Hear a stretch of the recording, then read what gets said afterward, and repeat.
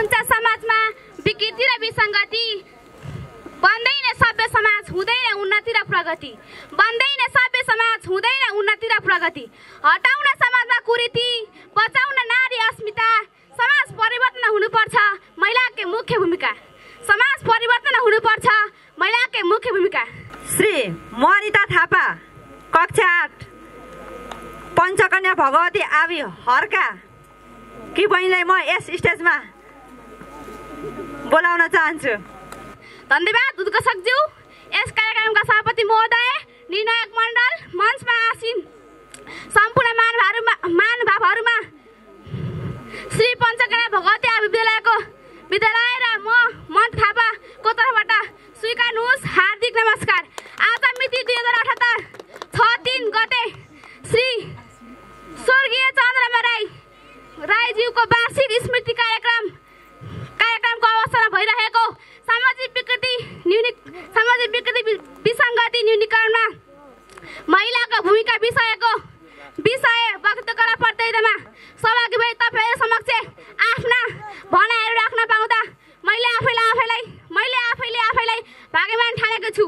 सभापति महोदय, सामाजिक विकृति विसङ्गति भन्नाले देशको संविधान र सामाजिक मूल्य मान्य तथा नीति भन्दा विपरीत समाजको अहितमा हुने क्रियाकलापहरू हुन्, जसले गर्दा समाजमा प्रत्यक्ष वा अप्रत्यक्ष रूपमा नकारात्मक असरहरू पुर्याइरहेको हुन्छ। नारी र पुरुष एक रथका दुई पाङ्ग्रा बढी देश विकास एक उन्नमा पुरुष चरो बनेर र महिला सुरो बनेर विकासमा होम गर्दै गर्दामा विकासको ज्वाला तन्किन्छ भन्ने कुरामा दुईमा छैन। तर विडम्बना आजको प्रतिस्पर्धात्मक समाजमा महिलाको बोली व्यवहार र भावनामाथि चोराउला उठाइन्छ।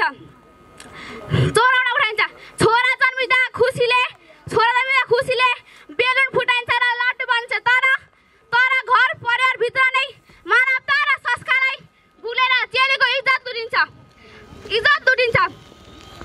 दाइजो प्रथा, एसिड प्रहार, बलात्कार गर्ने गरिन्छ, जसमा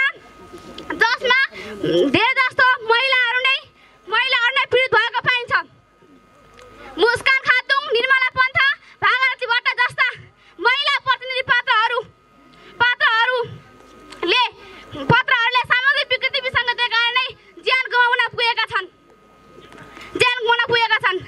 सामाजिक विकृति विसङ्गति न्यूनीकरणमा महिलाको मुख्य भूमिका के भन्दाखेरि छुवाछुत, झैझगडा, बोक्सी, अपहरण, देउकी प्रथा, छाउपडी प्रथा, झुमा प्रथा, बलात्कार, भ्रष्टाचार आदि पर्दछन्। तर यो शोचनीय प्रश्न छ। आजको युग 21औं शताब्दीको युग हो, तर पनि हाम्रो सोचाइ र सोच्ने व्यवहार र मानसिकता भने 15औं शताब्दी रहेको छ। नियम र कानुनले जे लेखे जे भने पनि लैङ्गिक भेदभाव भने कायमै छ,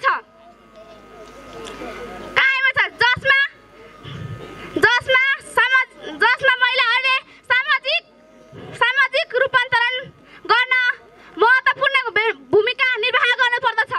सामाजिक विकृति न्यूनीकरणमा आवश्यक गोष्ठी, तालिम, भेला, सेमिनार, सडक नाटक,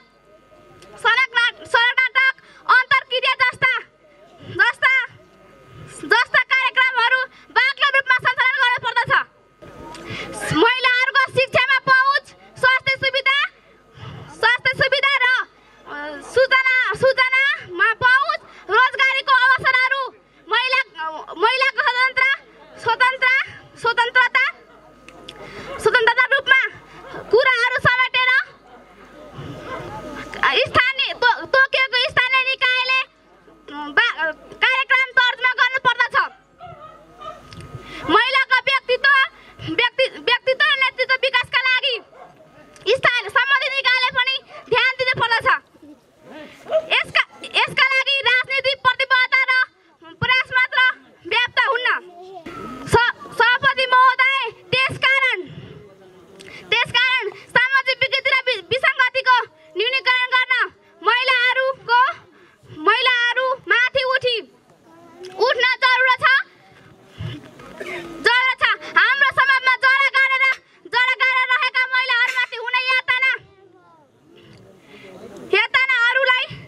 एक